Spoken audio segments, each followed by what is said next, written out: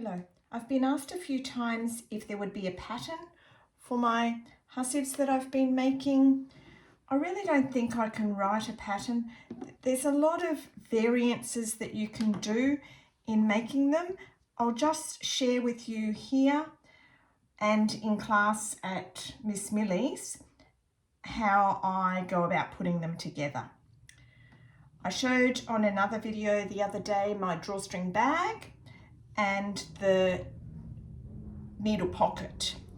So once I put that, I think I just finished it showing that I sandwiched that. Then I put another piece of felt underneath there. And once I sew it into my side seams, it becomes a pocket. This one's holding a nice little, just a little round pin cushion that you can pop your pins into the side. Thanks to Erin, she decided to put a piece of cord on hers and attach it to her side seam, whereas I just had mine floating in my little drawstring bag. This end, the pocket, I made this one 10 inches by 5 inches, turned under 1/4 of an inch and then another 5/8 of an inch to make the casing for that one. And I used a 5-inch piece of elastic. Because it was 5 inches across here, that's the size of the elastic I use. I attach on this one that is 5 inches by 18 inches, I attach my drawstring bag. The side seam is here on the side, and I put that side seam 7 3/4 inches from the bottom of this gathered pocket side. On the other end, I put a pocket and then I round my corners using a 2.5 inch circle. This one is, I sew all of my pieces to my lining. I've just hand sewed around the middle of the drawstring bag, just with a big stitch catching it around the edge of the pocket on the bottom. I attach all of my things to my lining and then I attach that to my outer. And once I've done that, I've then been binding the edge. You can either bind the edge by hand or by machine. I attach my binding to my right side, my outside, the same way I would attach it to a quilt. I start here with my binding cut on a 45-degree angle that way, and I start sewing down here, fold my corners as in folding for binding on a quilt or any other thing. I think I've done binding, shown it on a video for my plastic pockets, and come around and I stopped here, leaving a gap to sew these two together. Overlap them, mark a line the same angle as your underneath piece here. So you mark that the same angle and then cut on your 45-degree angle 1/2 inch away from that line. That gives you a 1/4 inch for this side and a 1/4 inch for this side for your seam allowance. Pin them together.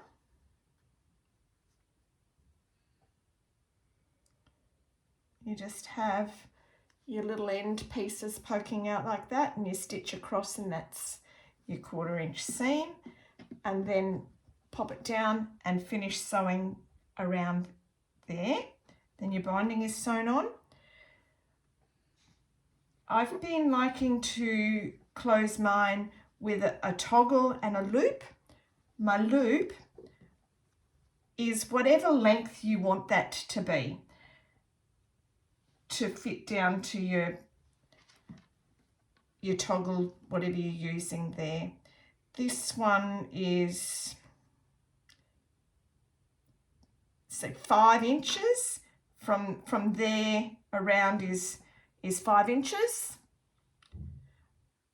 Once I've sewn my binding on the outside, I attach my loop onto the inside binding.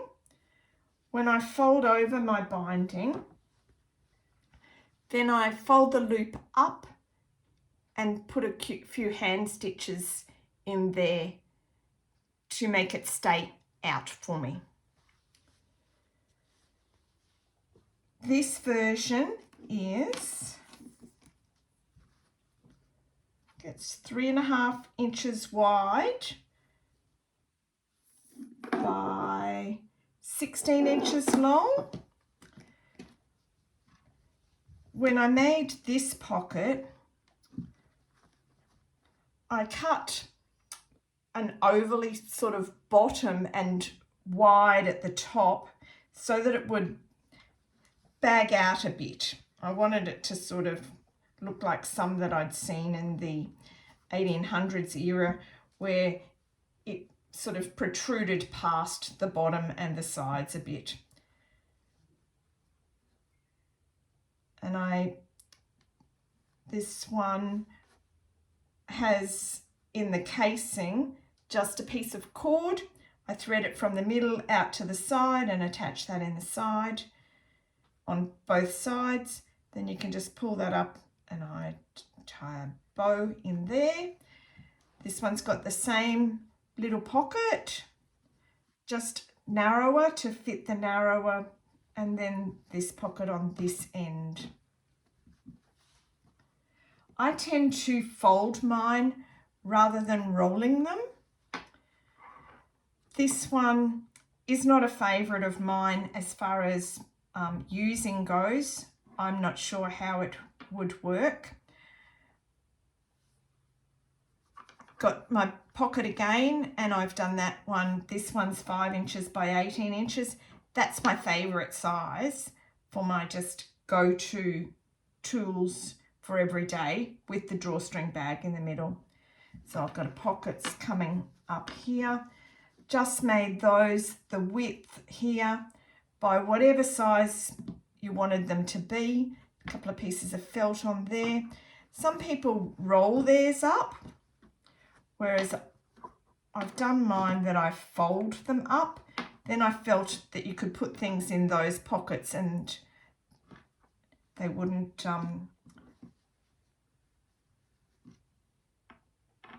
that hopefully it would fold up and work. This one with my clamshells on the outside is a favourite.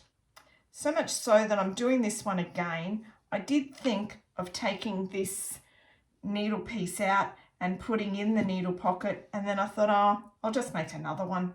So that's what I'm doing. The drawstring bag, and it's closed. We just open that up.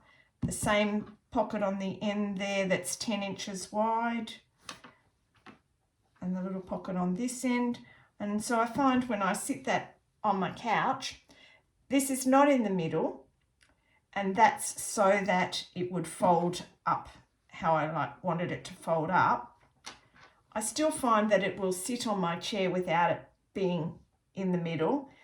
Then I can use it like that and put things in this pocket as well.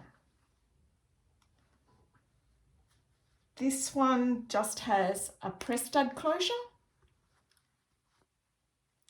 with the drawstring bag on the bottom of this one. That was my first trial. So these just evolve from playing with ideas. So I have the drawstring bag there on the bottom, and that was in place of having these gathered pockets. I thought of putting the drawstring bag there, then a pocket and your needles, and that would just fold up and come over. You can make anything for your outer. This one here is just a piece of whole cloth.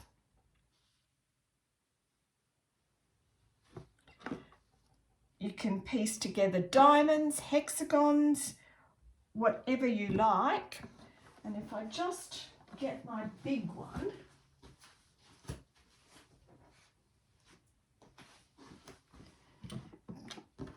this is my big one in use. which is 7 inches wide by 16.5 long, with my drawstring bag in the middle, just a flat pocket on this end.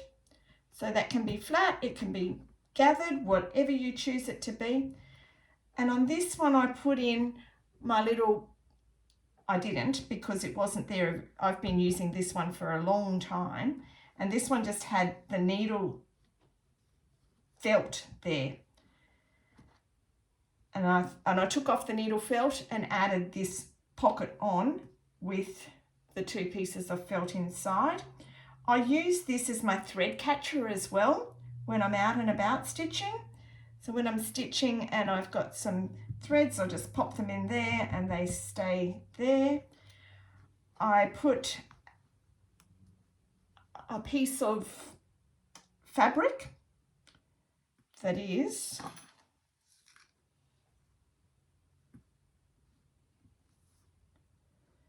I think that was 6 inches long by 2 inches wide maybe, and I sewed a 1/4 inch seam and then turned it inside out, turned the ends in, just did it by hand and sewed around it then with a running stitch and put a press stud on. My continuous thread needle roll will fit into there. And if I don't want to have that in there, I've got a second clip on there that I can then put a roll of thread in there. A Biscornu pin cushion. This one is 3.5 inches square, and then I turn in the outside edges 1/2 inch to make that one. This one's got apple cores on the outside of it, and the closure for it is a long piece of cord that I wrap around and then wrap around my button on that one. So that's a little different closure. Hoping that gives you some help to make one for yourself. Thank you.